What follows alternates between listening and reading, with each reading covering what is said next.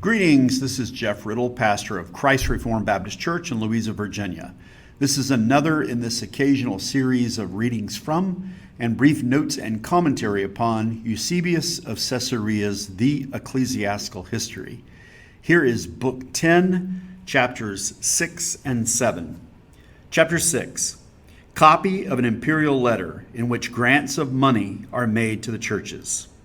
Constantine Augustus to Caecilian, Bishop of Carthage, forasmuch as it has been our pleasure in all provinces, namely the African, the Numidian, and the Mauritanian, that somewhat be contributed for expenses to certain specified ministers of the lawful and most holy Catholic religion, I have dispatched a letter to Ursus, the most distinguished finance minister of Africa, and have notified to him that he be careful to pay over to thy firmness 3,000 phales. Do thou, therefore, when thou shalt secure delivery of the aforesaid sum of money, give orders that this money be distributed among all the above-mentioned persons, in accordance with the schedule sent to thee by Hosius. But if, after all, thou shalt find that there is aught lacking for the fulfillment of this my purpose in respect of them all, thou shouldest ask without doubting whatsoever thou findest to be necessary from Heraclides, our procurator fiscal. For indeed, when he was here, I gave him orders that if thy firmness should ask any money from him, he should be careful to pay it over without any scruple.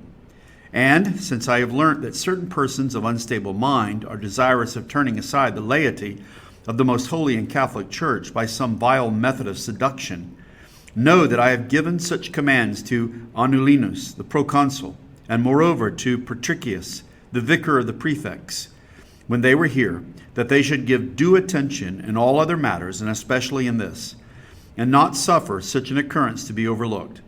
Therefore, if thou observest any such men continuing in this madness, do not thou hesitate to go to the above-mentioned judges and bring this matter before them, so that, as I commanded them when they were here, they may turn these people from their error. May the divinity of the great God preserve thee for many years. Chapter 7.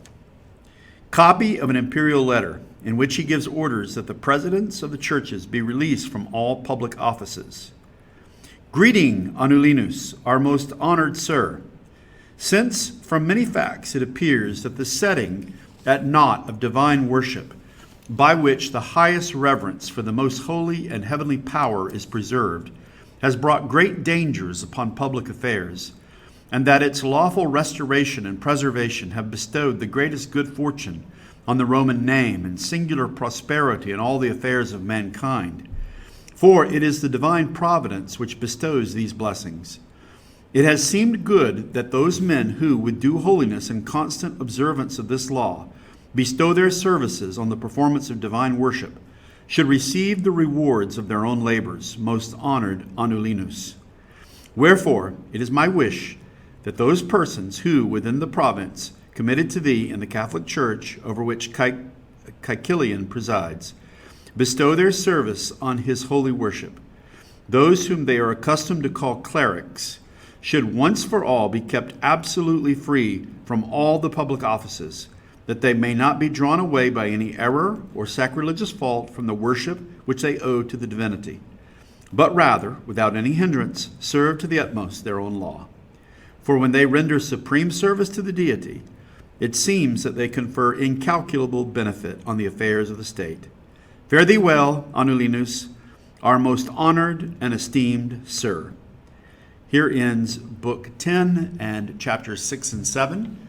And let's move on to some notes and commentary. These chapters present two imperial letters, one chapter each respectively, relating to privileges being granted to Christians following the end of persecution against them. Chapter 6 provides a copy of a letter from Constantine to Caecilian, Bishop of Carthage, in which he informs the bishop that he has ordered that 3,000 phales be given to him to distribute to the churches and ministers. Olton notes that the phales was originally a small bag of coins, but afterward came to denote a coin itself, the so-called double denarius. He also tells Caecilian in this letter, Constantine does, that if he has any trouble from any in his government who oppose the Christians, he should go to Anulinus, the proconsul, and to Patricius, whom he calls the vicar of the prefects, in order to report this and to get justice for their cause. Chapter 7 is a letter from the emperor to Anulinus, proconsul of Africa, in which he orders Anulinus that the presidents of the church, or those he calls the clerics, be kept absolutely free from public offices so that they can devote their time to performing the worship services of God, in which, Constantine says, they confer incalculable benefit on the affairs of the state. In conclusion, these chapters continue to show the benefits and privileges that came to Christians during the rule of Constantine. We might paraphrase a line from a song in the musical Hamilton: "It must be nice to have Constantine on your side." In the long run, this will prove to be something of a mixed blessing for Christians. Yes, they were freed from persecution, but now we see their affairs becoming entangled with that of the state. Well, this brings this episode to a conclusion. Hope this has been informative and helpful and edifying, and I'll look forward to speaking to you in the next episode. Till then, take care and God bless.